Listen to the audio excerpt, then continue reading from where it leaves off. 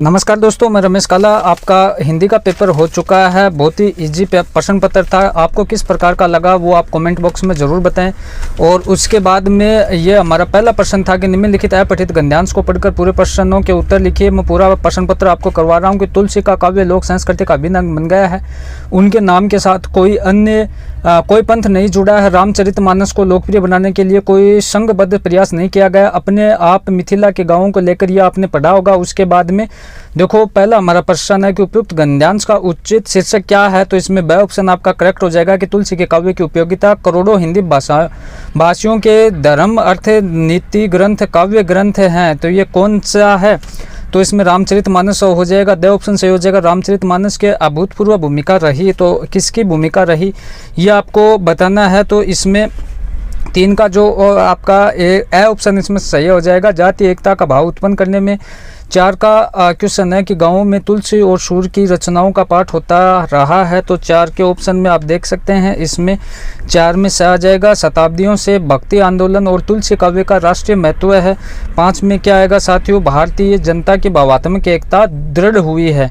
उसके बाद में 6ठा क्वेश्चन आप देखेंगे अपठित काव्यांश को पढ़कर पूछे गए प्रश्नों के उत्तर आपको देने हैं कि प्रभु जी तुम चंदन हम पानी जाके अंग अंग बात सामान्य। प्रभु जी तुम घन बन हम मोरा जैसे चितवित चंद चकोरा। प्रभु जी तुम दीपक हम बाती जाकी जो कि बड़े दिन राती। प्रभु जी तुम मोती हम धागा जैसे ही सोने मिलत सोहागा। प्रभु जी तुम सोहागा हम दासा इसी भक्ति रेदासा।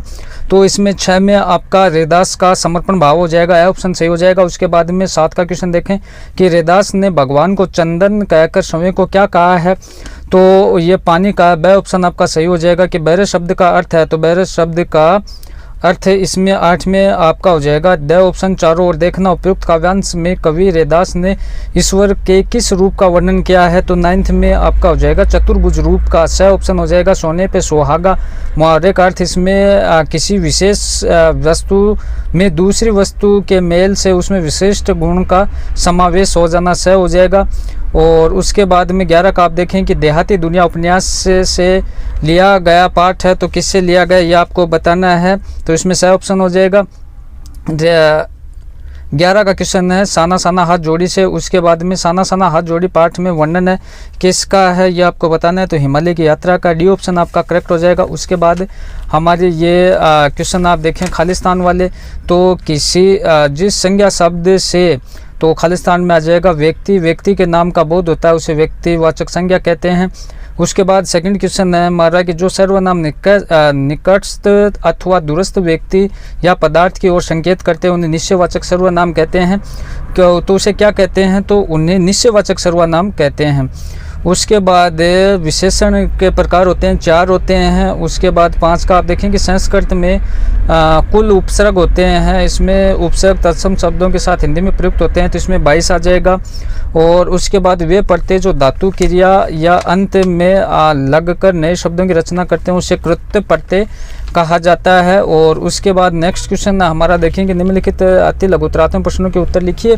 प्रत्येक प्रश्न के उत्तर सीमा 20 शब्दों में है। तो संधि की परिभाषा लिखते हुए स्वर संधि। और ये जो बाकी हमारे प्रश्न पत्र हैं आगे के क्वेश्चन में आपको बता देता हूँ।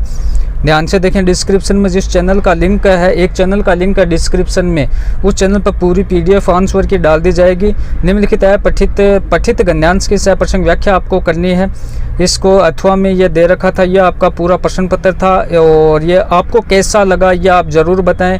और वीडियो को लाइक शेयर करें। डिस्क्रिप्शन में जिस चैनल का लिंक है वहाँ पर वो आंसर की डाल दी जाएगी। तो उस चैनल को भी आप सब्सक्राइब कर लें। धन्यवाद।